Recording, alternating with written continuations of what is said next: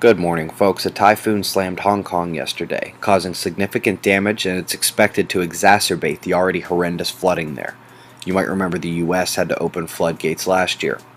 Chisholm Creek Park, Kansas, cyanobacteria, blue-green algae. Seeing more and more of this and red tide. If you're headed into nature, you need to be able to spot both. You don't want to lose a pet or a child or yourself. Quiet seismicity on Earth right now, 5.2 in Iran and some Caribbean areas are the morning tremor zones. Let's hope all stays quiet. Severe weather tore through New England and parts of southeastern Canada last night, causing blackouts and forcing a shutdown at a Jersey nuke plant. Surprise, folks, they say we're not in danger. Big blue circles on the bar toll indicate cosmic ray surplus earlier this morning.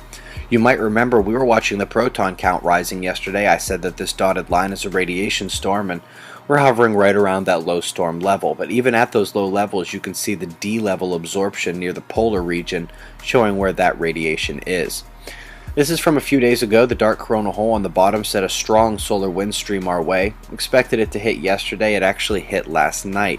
You can see the flat line yellow. It's a solar wind speed, jumping from about 450 to 600 kilometers per second.